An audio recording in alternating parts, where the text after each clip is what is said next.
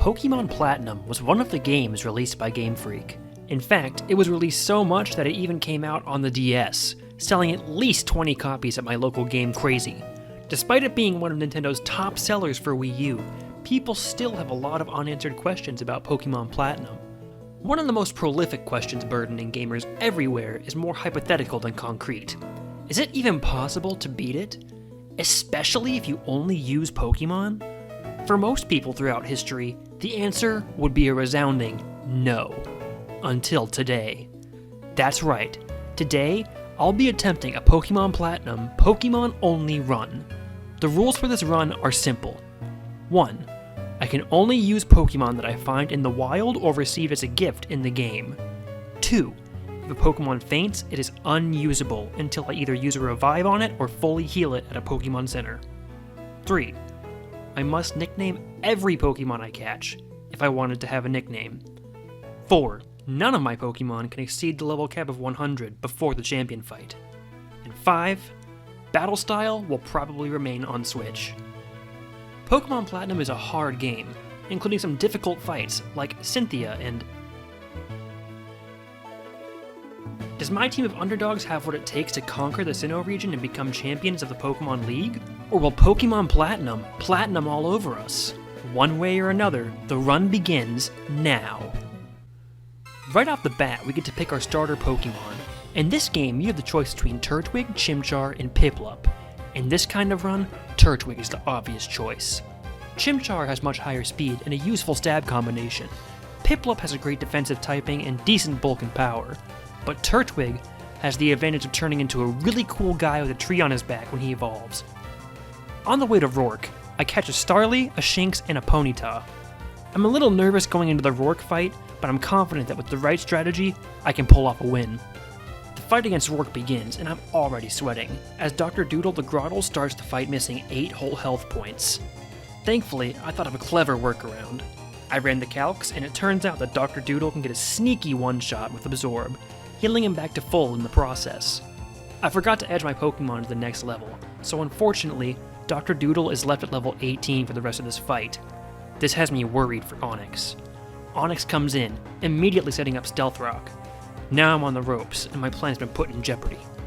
Thankfully, Dr. Doodle is just barely able to eke out another KO with Absorb. It's looking dicey, but the run might be saved. This is the moment of truth. With enough bad luck, Dr. Doodle could go down here, leaving the rest of my team defenseless, making me have to rematch Rourke. Cranidos attacks, and Dr. Doodle flinches. I was absolutely heartbroken when this happened.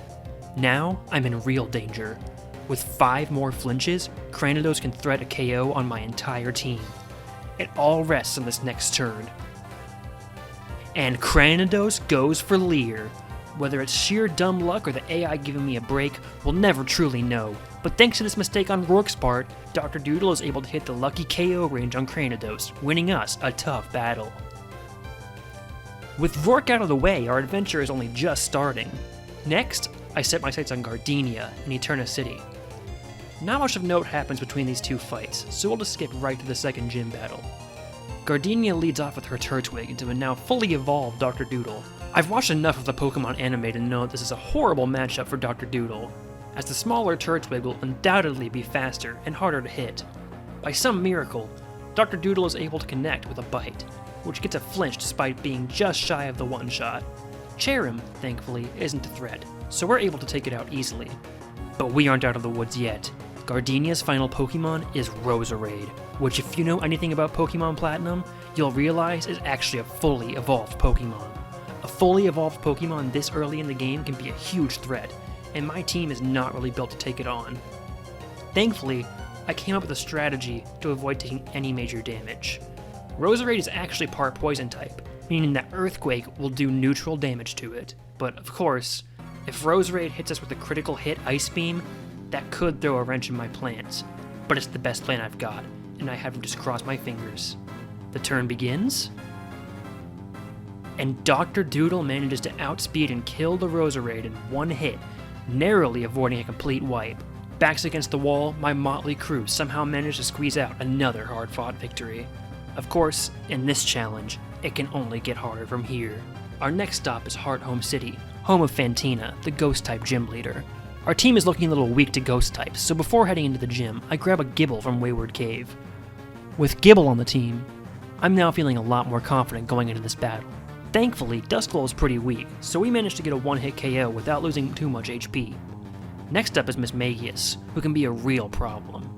Immediately, it shows why by confusing Dr. Doodle, then landing a strong Shadow Ball, lowering his special defense in the process.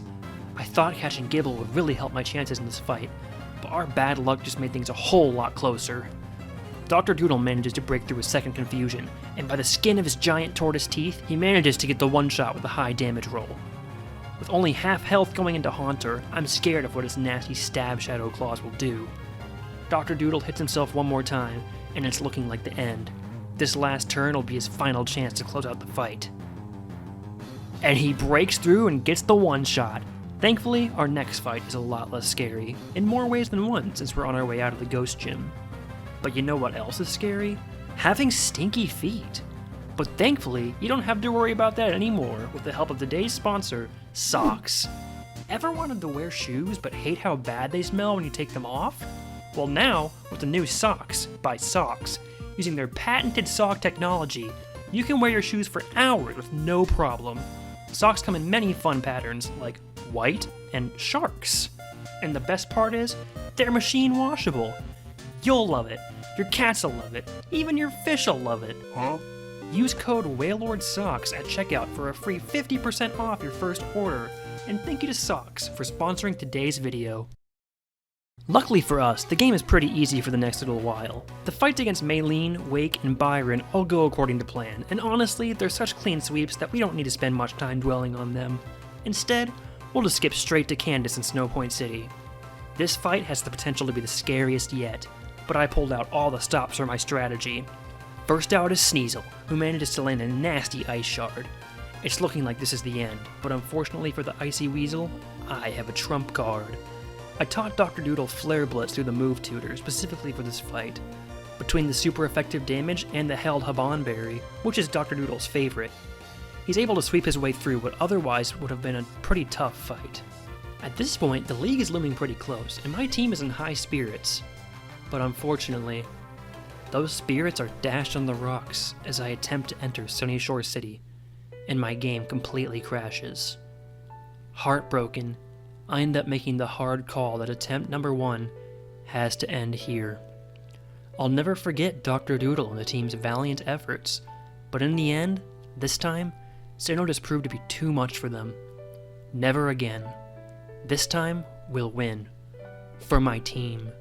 With a new fire in my heart, I begin attempt 2 by reloading my save right after I beat Candace. This time, we managed to walk into Sunny Shore without any issues, and we're even able to convincingly beat Volkner with Dr. Doodle's Earthquake because not even I can pretend that this fight has ever been hard at all. But with that, we stand before the Pokemon League. We all fought so hard to be here, and those battles have brought me and my team so close together. We're going in, and one way or the other, we're going to be champions. With some skillful trainer dodging, I managed to get around the first 4 members of the Elite Four. Unfortunately, we're spotted by Cynthia before we can make it into the Hall of Fame, so it's looking like we're gonna have to fight. I brace myself, and for one final time, Dr. Doodle takes the field. We manage to take Spiritomb by surprise, getting a clean one-shot with Earthquake thanks to a high roll. Next in is Cynthia's Togekiss, no doubt intending to threaten with Air Slash. Thankfully, I came prepared by doing some more grinding for the move tutor. Dr. Doodle nails Togekiss with a nasty Ice Beam, just barely missing out on the one-shot because my calcs were off. Unfortunately, Dr. Doodle is now subject to a super effective Air Slash, meaning that without some good luck, this could be where the run ends. But Dr. Doodle manages to tank a singular Air Slash. This is looking doable. Unfortunately, on the next turn, Cynthia makes the masterful play of switching her Milotic in on an Ice Beam, all but sealing her victory. It's honestly sad, knowing that thanks to this one slip-up on my part, we may never get to see the Hall of Fame. Everything comes down to Dr. Doodle getting a kill on this Milotic before it kills him. And Dr. Doodle gets the one-shot with a clutch Seed Flare. With Milotic out of the way, we're now free to keep wailing on the rest of Cynthia's team. Tragically, when Garchomp comes in next, it manages to outspeed our little turtle, and hit with a super effective flamethrower. Is this the end for our starter Pokemon? Our most loyal ally and staunch companion since the very beginning of the game? Not today, it's not. Dr. Doodle somehow tanks a big hit from Flamethrower and just barely manages a one-shot with Ice Beam using his held Ice Gem. Now, we finally have some momentum. And with that momentum, we take the opportunity to kill Lucario in one shot before it has a chance to hurt Dr. Doodle. Sadly, Dr. Doodle's signature Flare Blitz damages him in return, and since Flare Blitz is a fire-type move, that's super effective recoil damage. Is this where Dr. Doodle faints? Nope! Dr. Doodle holds on, ready to take on Cynthia's final Pokemon. Roserade comes in. Everything in the whole run comes down to Dr. Doodle's last signature Flare Blitz. And we get the one-hit KO. Dr. Doodle takes recoil damage, but he survives, winning us the battle and the run. And with that, the first ever Pokemon-only run of Pokemon Platinum has been completed. Overall, I would say this was a fun run, but it definitely has its challenges. If it wasn't for some good luck and some pretty insane strategies on my part, this run could have gone very differently, but thankfully, it didn't. Thank you guys so much for watching. It would mean the absolute world to me if you could like, subscribe, hit the bell, leave a comment, go into all my other YouTube videos and watch them in order all the way through, while also clicking on every ad for extra AdSense. Support me on Patreon, become a channel member, follow my Twitter, follow me and sub on Twitch, join my patrons-only Discord for only $9.99.95 per month. And you know what? Just send me your credit card. Just send me your goddamn credit card in the mail. Just send it to me, right? I'll see you guys next time for the next big challenge run. Peace.